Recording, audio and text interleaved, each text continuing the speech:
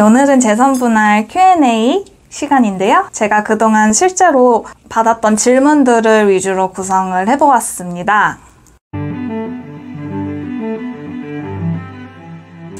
네, 안녕하세요. 살롱드 로여의 정혜인 변호사입니다. 오늘 오랜만에 OX판도 들고 왔는데요.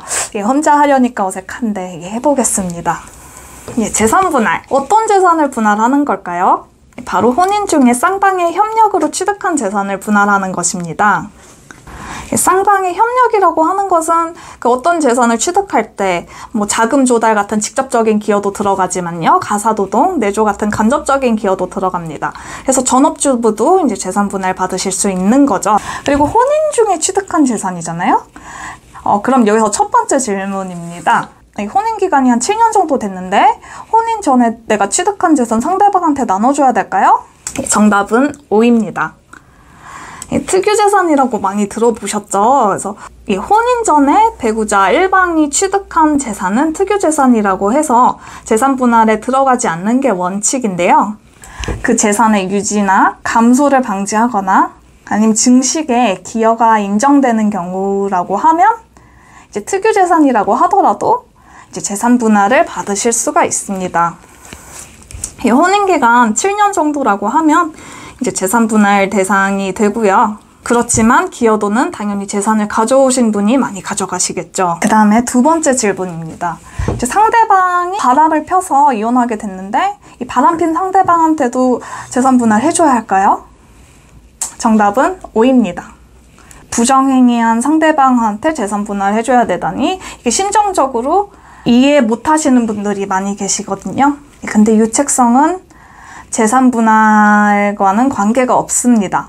유책성은 오로지 이제 위자료와만 관계가 있고요. 위자료는 실무상 금액이 그렇게 많이 인정되고 있지는 않습니다.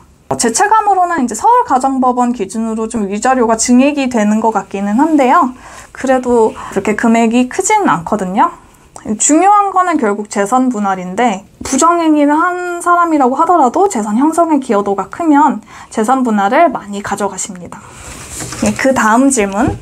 아이들의 친권 양육권 가져오면 재산 분할에 유리할까요? 정답은 O입니다. 이건 재산 분할의 부양적 요소 때문에 그렇습니다. 재산 분할의 주된 요소는 청산이에요. 부부가 이제 그동안 이룩한 재산을 이제 분배하는 청산적 요소가 재산 분할의 주된 요소기는 하지만요.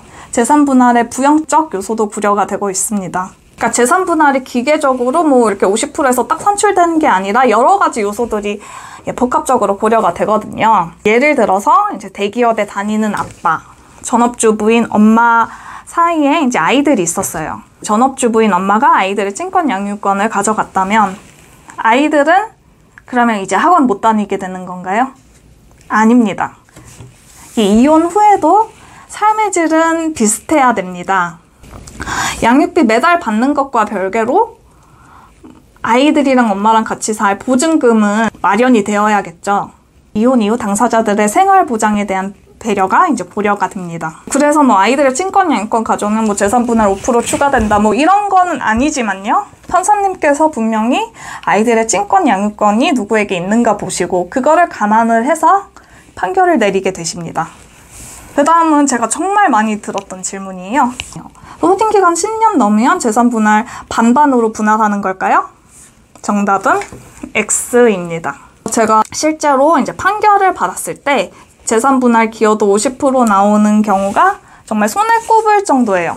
그래서 조정 같은 경우는 이렇게 기여도를 50%로 정해서 부정되는 경우는 종종 있지만 판결을 50% 받는 거는 쉽지가 않습니다. 제가 이제 50% 받았던 판결은 전업주부인데 혼인기간 10년 넘었고 아이들 둘이 있고 이제 재산이 딱 적당한 규모의 아파트 한 채 있는 사안이었어요.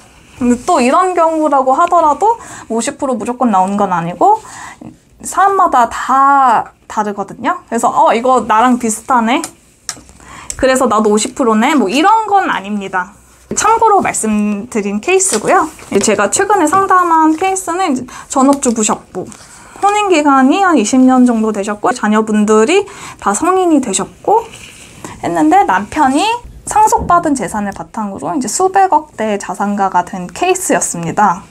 그래서 저한테 이제 혼인기간이 20년 넘었으니까 이제 재산 분할 50% 분할하는 거 아니냐고 질문하시더라고요. 그래서 저 안 된다고 말씀드렸습니다. 예, 만약에 1000억 자산가면 반반 이렇게 500억씩 나눠 가지는 건가요? 예, 아닙니다. 재산의 규모도 재산 분할의 이제 그 중요 요소거든요. 상대방이 상속받은 재산을 바탕으로 그 1군 재산이라면 상대방에 대한 기여도가 훨씬 높게 인정이 되겠죠. 또 최근 그 재벌과 이혼 1심 판결이 좀 이슈가 됐었는데요. 일반 이혼에서는 특유 재산으로 빠지는 경우가 굉장히 예외적인 경우라면 이제 재벌의 이혼은 특유 재산으로 아예 빠져버리는 경우가 많습니다. 항소심에서 또 어떤 판결이 나올지 지켜봐야 할 것 같습니다. 예, 오늘은 여기까지고요. 궁금하신 거 댓글로 남겨주시면 나중에 또 그 영상 찍을 때 참고를 하겠습니다. 네, 구독, 좋아요 눌러주세요.